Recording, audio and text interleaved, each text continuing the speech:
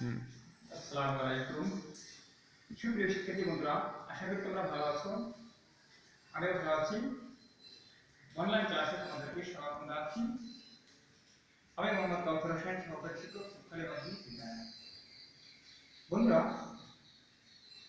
আজ আমি তোমাদের সাথে আলোচনা করতে যাচ্ছি নবম দশম শ্রেণীর বিজ্ঞান বিষয়ের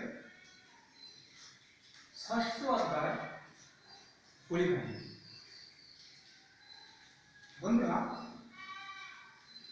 পরিমাণ হলো এমন একটা বস্তু যা আমাদের নিত্য প্রয়োজনীয় এবং আমরা দৈনন্দিন জীবনে পরিমাণের সাথে ওতপ্রোতভাবে জড়িত। এমন কোনো দিন নাই যেটা আমরা পরিমাণ ছাড়া ভাবতে পারি। তাহলে অবশ্যই বন্ধুরা তোমাদের প্রশ্ন আছে, তাহলে পরিমাণ কি? হ্যাঁ বন্ধুরা, তোমরা তো লক্ষ্য করো, তাহলে তোমরা দেখবে আমরা দিন কত রকমের জিনিসপত্র ব্যবহার করে থাকি। সুতি কাপড়, সিল্কের কাপড়, প্লাস্টিকের শিল্প, মেলামাইন থালা বাসন, রাবার ইত্যাদি। এগুলো কিন্তু বন্ধু সবই পরিমাণ। এবং এই পরিমাণকে আবার দুই ভাগে ভাগ করা হয়েছে। একটা হলো প্রাকৃতিক পরিমাণ আর একটা হলো কৃত্রিম পরিমাণ। কিছু কিছু পরিমাণ রয়েছে যেগুলো পরিবেশ বান্ধব বা পরিবেশের জন্য উপকারী, এবং কিছু কিছু পরিমাণ রয়েছে যেগুলো পরিবেশের জন্য ভীষণ ক্ষতিকর। তাহলে আমরা আমাদের মূল আলোচনায় আসি। আমরা এই আলোচনা থেকে বুঝতে পারবো পরিমাণ কি, পরিমাণ কি দিয়ে গঠিত হয়, পরিমাণ কত প্রকার, এই সম্পর্কে অবশ্যই জানা আছে। আমরা শুরু করি পরিমাণ কি। বন্ধুরা, পরিমাণ শব্দটি হলো দুটি গ্রিক শব্দের সমন্বয়ে গঠিত। যেমন পলি মাঠ, একটি হলো পলি, অপর হলো মাঠ। তা পলি শব্দের অর্থ হলো অনেক অথবা মেনি, এবং মাঠ শব্দটি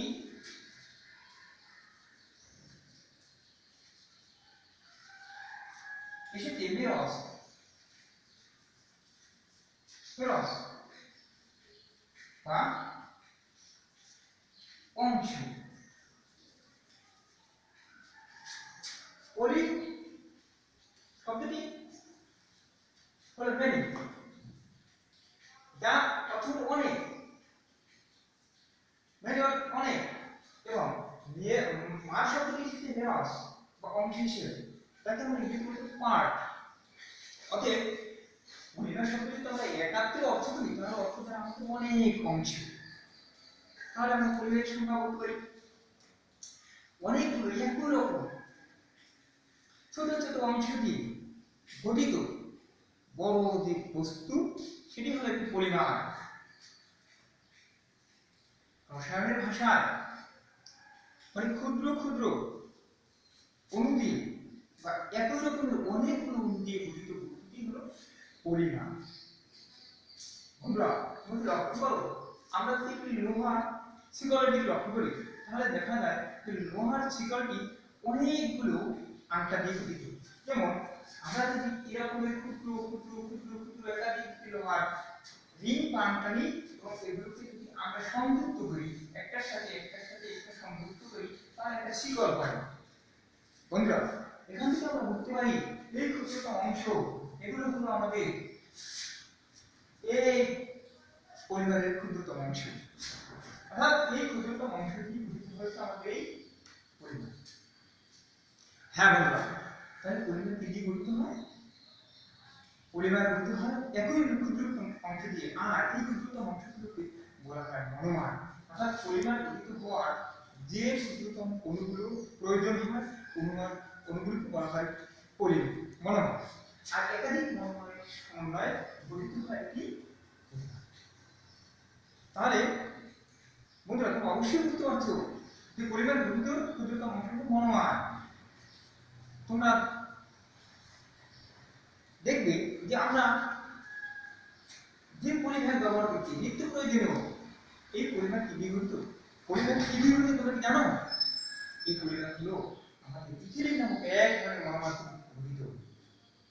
এছাড়া আমাদের নিত্য প্রয়োজনীয় একটা বস্তু যেমন পিভিসি পাইপ, পিভিসি কি দিয়ে গঠিত তাকে তোমরা জানো? হ্যাঁ অবশ্যই, এটা হলো ভিনাইল ক্লোরাইড নামক মনোমার থেকে তৈরি। বন্ধুরা তোমাদের মনে প্রশ্ন আসছে যে তাহলে কি একই মনোমার দিয়ে শুধু একই পরিমাণ গঠিত হবে? না, কখনো নয়। একাধিক মনোমার থেকেও একটি পরিমাণ গঠিত হতে পারে। যেমন তোমরা যদি লক্ষ্য করো আমাদের বৈদ্যুতিক সুইচ বোর্ড, এই বৈদ্যুতিক সুইচ বোর্ড এই বাকিলাইট নামক পরিমাণটা কি দিয়ে গঠিত তা কি তোমরা জানো? হ্যাঁ, এটা হলো দুটা মনোমারের সমন্বয়ে গঠিত। আর দুটি মনোমার কি? একটি হলো ফেনল এবং আরেকটি হলো ফর্মালডিহাইড। এই দুটি মনোমারের সমন্বয়ে অর্থাৎ ফেনল ও ফর্মালডিহাইড এই দুটি মনোমারের সমন্বয়ে গঠিত হচ্ছে এই বাকিলাইট নামক পরিমাণটি। তাহলে আশা করি তোমরা বুঝতে পারছো যে পলিমার কি। পলিমার হলো ক্ষুদ্রতম অংশের দ্বারা তৈরি বিষয়বস্তু এবং মনোমার হচ্ছে পলিমারের ক্ষুদ্রতম অংশ এবং একাধিক মনোমার দ্বারা একটি পলিমার গঠিত হতে পারে। এবং আমরা যে এই যে পলিমারগুলি আলোচনা করছি বন্ধুরা, এখানে দুই ভাগে ভাগ করা হয়েছে। একটি হলো প্রাকৃতিক পলিমার আর একটি হলো কৃত্রিম পলিমার। বন্ধুরা আমরা যে পলিমারগুলো প্রাকৃতিকভাবে পেয়ে থাকি যেমন পাট, সিল্ক, রাবার, উল, এগুলো হলো প্রাকৃতিক থেকে প্রাপ্ত, এগুলো হলো প্রাকৃতিক পলিমার। এবং যেগুলো আমরা কৃত্রিমভাবে তৈরি করে থাকি যেমন মেলামাইনের থালাবাসন, পলিব্যাগ, তারপর এই প্লাস্টিকের সুইচ বোর্ড ইত্যাদি, এগুলো হলো কৃত্রিম পলিমার, এগুলো আমরা কৃত্রিমভাবে তৈরি করেছি।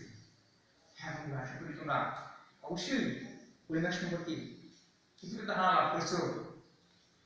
এই সম্পর্কে পরবর্তীকালের সময় আরো বিস্তারিত তোমাদেরকে ধারণা দিব এবং তোমরা এই বিজ্ঞান বিষয়ের ষষ্ঠ অধ্যায় সম্পর্কে বাড়িতে পড়বে এবং এই পরিবার সম্পর্কে তাহলে তোমরা অনেক অনেক কিছু জানতে। তাই আমাদের শুভেচ্ছ কামনায় আজ আমি এখানে শেষ করছি। পরবর্তী আরো বিস্তারিত তোমাদেরকে ব্যাখ্যা দেওয়া হবে। ধন্যবাদ।